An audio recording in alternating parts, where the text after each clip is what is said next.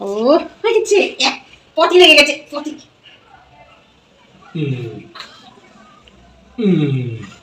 দাদা আচ্ছা আচ্ছা আচ্ছা, পটি লেগে গেছে পটি। চলো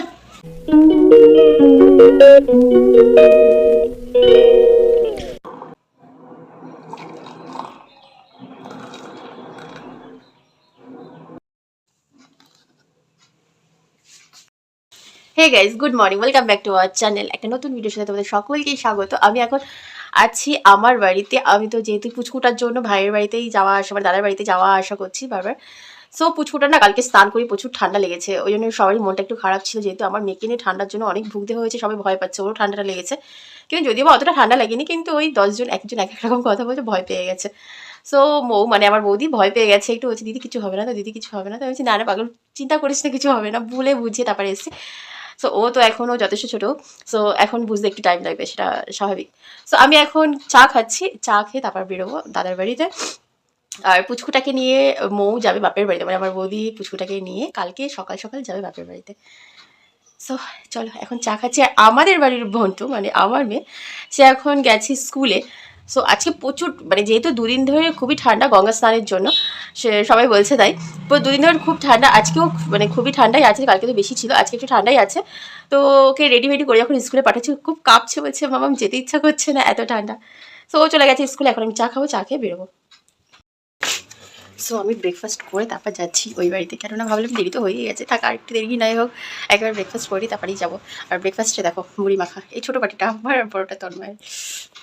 আমি এখন যাচ্ছি দাদাবাড়ি। সো বাইরে এত ঠান্ডা এত ঠান্ডা, আমি এখন দুপুর 12টার সময়ও দেখো সোয়েটার পরে যাচ্ছি, কারণ বাইরে সবাই সোয়েটার পরে যাচ্ছে, এত ঠান্ডা। আবার এমনি ঠান্ডা লেগেছে, সোয়েটার পরেছি প্লাস চাদর নিয়েছি। সো চলো যাওয়া যাক, অনেকটা দেরি হয়ে গেছে। সে আমার বৌদি নাকি এখনো না খেয়েই বসে আছে। তো চলো, আমি ওকে এক্ষুনি ফোন করেছিলাম, কে খেয়েছিস, বলছে না দিদি এখনো খাইনি, তুমি আসো। তো চলো যাওয়া যাক বাপের বাড়িতে। আর এসে চেঞ্জ করে নিয়েছি, আর মহারাজকে দেখো ঘুমাচ্ছে এখন, ওর এত ঠান্ডা লেগেছে যে বুকের কাছে নিয়ে একদম ঘুম। এবার আমাদের কাছে হাঁসের মাংস রান্না হবে, হাঁস এনেছে কাকিমা, সেটাকে কাটবে এখন ছোটবেলা। আর তার জন্য ওর পায়ের সঙ্গে হাঁসের পাটায় বাবুর পায়ের সঙ্গে ঠেকাবে, যেটা একটা টোটকা বলে না, সেই টোটকা করা হচ্ছে। দেখি দেখি দেখি দেখি টোকন না পারে এমনটা ভাবতো। এই যে দাদা শোনা বাবা ও ও এটা দুই পা ওই পাতে ওই পা ঠেকাই, মুখটা ধর। ও হয়ে গেছে, পটি লেগে গেছে পটি।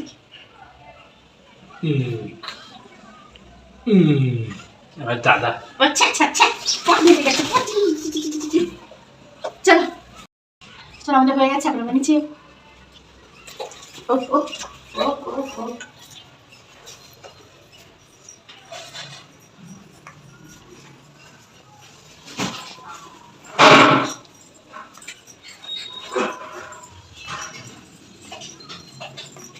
হয়ে গেছে, কিছুই দিয়েছিস না আমার হাতে পায়ে পা দিয়েছি কাছে।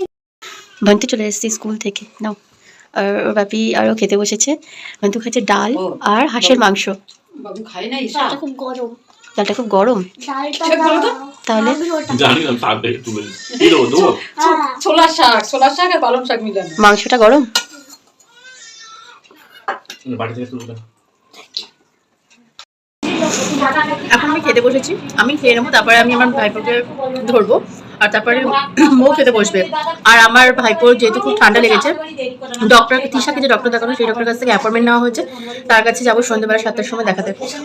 আর সেই জন্য আমি এখন খেয়ে নিচ্ছি, তারপর ওকে আমি ধরবো। আর পাশে দুই যা মিলে বকর বকর বকর বকর করছে, মানে আমার মা আর আমার কাকি, দাঁড়াও দেখাচ্ছি। ওই যে মা, ওই যে কাকি।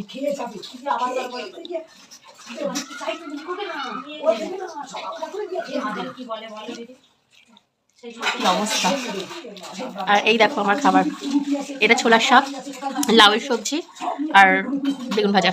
অনেকদিন পর না, এই দুই যা যখনই এক জায়গায় খাবে, সব জায়গা ছেড়ে রান্নাঘরে গিয়ে দুজন মিলে বক বক বক বক করতে থাকবে সারা দুনিয়া।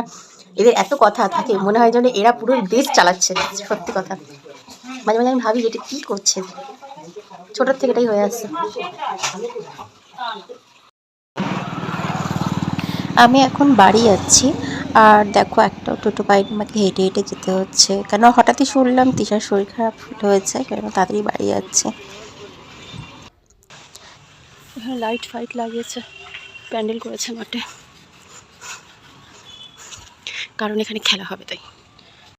হে গাইজ, গুড ইভিনিং বলবো না গুড নাইট বলবো বুঝতে পারছি না, কারণ এখন বাজে 8টা 10। সো আমি এখন রীতিমতো বাড়ি চলে এসেছি, আর ওই বাড়িতে থেকে খুব তাড়াতাড়ি জলদি বেরিয়ে গেছি, যেহেতু ওই বাড়িতে গেছিলাম, গিয়ে দেখি ভাইপোর তো শরীর খারাপ, তো এতটাই বাড়াবাড়ি হয়ে গেছিলো না, তারপর আমি কোনো ব্লগ করিনি, কিচ্ছু করিনি, মাথা পুরো টোটালি খারাপ হয়ে গেছিলো, নিয়ে ওকে সোজা বেরিয়ে গেছিলাম ডক্টর কাছে। 7টার সময় অ্যাপয়েন্টমেন্ট ছিল, যেখানে বোনটুকে দেখানো হয়, মানে আমার মেয়েকে যেখানে দেখানো হয় সেখানে নিয়ে গেছিলাম। তো ডক্টর বলেছে সামান্য মায়ের যেহেতু ঠান্ডা লেগে রয়েছে, সেই এটা ওর ভাইরাসটা ওরও লেগে গেছে, তো চিন্তার কিছু নেই, খুব সাবধানে রাখতে যেন জ্বর না আসে।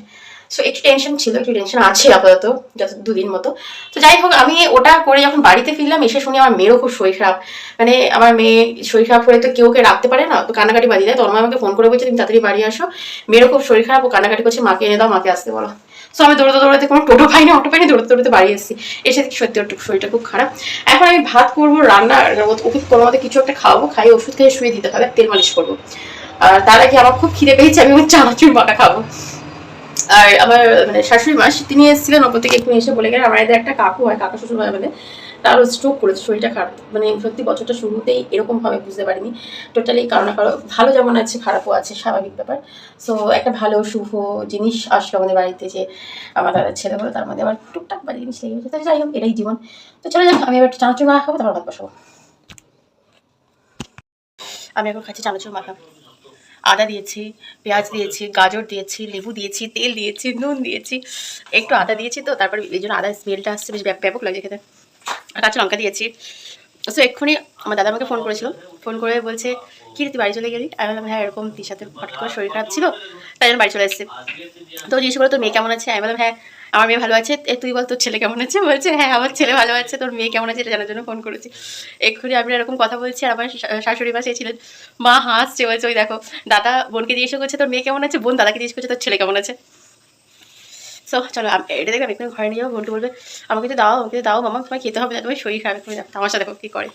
চলো ভান্টু, কি কি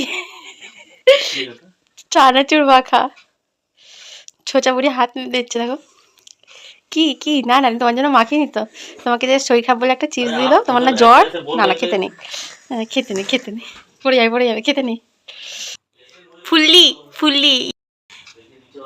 এই দেখো ভন্তু চানাচুর মাখা যেই মুখে দিয়েছে, আর ভন্তুর দাঁত খুলে চলে এসছে, এই দেখো ওই দেখো একদিকে দাঁত পড়ে গেছে, আরেকদিক দিয়ে চানাচুর মাখা খাচ্ছে। ভান্তু এটা ঠিক না, মাড়িতে খোঁচা লাগবে বাবা, আর ঝালটা লাগবে মাড়িতে, এবার পড়ে না, ইনফেকশন হয়ে যাবে, শোনা খায় না। দেখো অবস্থা, বন্ধু যেই চানাচুর খেয়েছে আর অমনি ওর দাঁত বেরিয়ে আর চলে এসছে হাতে, বলছে মাম্মা দেখো আমার দাঁত চলে এসছে হাতে। Hey guys, good morning. কালকে ভিডিওটা শেষ করতে পারিনি, আজকে একটা নতুন দিন শুরু হয়ে গেল, নতুন ভিডিও শুরু হবে। সো ব্লগটাকে এখানে শেষ করব। আর এই দেখো আমাদের বন্ধুর শরীরটা সত্যি খুবই খারাপ, ওকে এখন ফ্রেশ করব, খাওয়াবো, ব্রেকফাস্ট করাবো। আর আমারও না মানে ঠান্ডাটা খুব ভালোই লেগেছে, নাকটা ব্যথাটা একটু কমেছে। সো দেখি এখন এই ব্লগটাকে এখানে শেষ করবো, আর একটু পরেই নতুন একটা ব্লগে শুরু করবো। সো ব্লগটাকে এখানে শেষ করছি, দেখা হবে অন্য একটা ভিডিওতে, অন্য একটা দিনের অন্য একটা ভিডিওর শুরুতে। সো ততক্ষণ ভালো থেকো, সুস্থ থেকো, নিজের খেয়াল রেখো, আর এরকমই ভালোবাসা দিতে থেকো। বাই।